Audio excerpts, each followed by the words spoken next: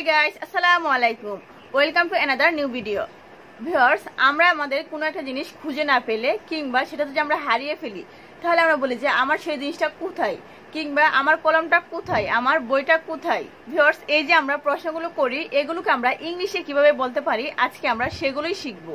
Guys, আমরা যদি আমাদের ব্যাগে কলমটা খুঁজে না পাই, কিংবা আমরা যদি আমাদের পড়ার টেবিলে কলমটা খুঁজে না পাই, তাহলে আমরা বলি যে আমার কলমটা কোথায়। ভিউয়ার্স, এটা কিন্তু একটা প্রশ্ন হয়ে যায় যে আমার কলমটা কোথায়। এটাকে আমরা ইংলিশে করার জন্য ফার্স্টে আমরা বসাবো হোয়ার ইজ। ভিউয়ার্স, এখানে যেহেতু আমি আমার কথা বলছি, তাহলে আমার ইংলিশ হচ্ছে মাই। তাহলে হোয়ার ইজ মাই, তারপর আমরা যে জিনিসটা খুঁজে পাচ্ছি না সেটা বসাবো হোয়ার ইজ মাই পেন, দেন প্রশ্নবোধক চিহ্ন হোয়ার ইজ মাই পেন, আমার কলমটা কোথায়। সো গাইস, চলুন আমরা কিছু সেন্টেন্স প্র্যাকটিস করে নেই। ভিউয়ার্স, আমার ব্যাগটা কোথায়, হোয়ার ইজ মাই ব্যাগ। আমার ব্যাগটা কোথায়, হোয়ার ইজ মাই ব্যাগ।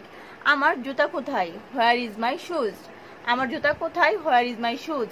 আমার জামা কোথায়, where is my dress, where is my dress. আমার ভিউয়ার্সটা কোথায়, হোয়ার ইজ মাই ভিউয়ার্স। আমার ভিউয়ার্সটা কোথায়, হোয়ার ইজ মাই ভিউয়ার্স। আমার সাবস্ক্রাইবাররা কোথায়, where is my subscription, where is my subscription. আমার খাবার কোথায়, হোয়ার ইজ মাই ফুড। আমার টাকা কোথায়, হোয়ার ইজ মাই মানি। আমার চশমাটা কোথায়, where is my sunglass, where is my sunglass. Viewers, আমরা কিন্তু এরকম আর অনেক সেন্টেন্স মেক করতে পারি। হোয়ার ইজ এরপর আমি যদি আমার কথা বলতে চাই, তাহলে এখানে মাই দিব। দেন আমরা যে জিনিসটা খুঁজে পাচ্ছি না বা যেটা আমরা খুঁজছি সেটা আমরা বসিয়ে আমরা একটা প্রশ্নবোধক চিহ্ন দিয়ে দিব, তাহলে কিন্তু আমাদের ফুল সেন্টেন্সটা হয়ে যাবে। ভিউয়ার্স, ভিডিওটি এই পর্যন্তই। অবশ্যই আপনার মতামত কমেন্ট করে জানাবেন এবং ভিডিওতে লাইক দিয়ে চ্যানেলটি সাবস্ক্রাইব করে আমাদের পাশেই থাকবেন।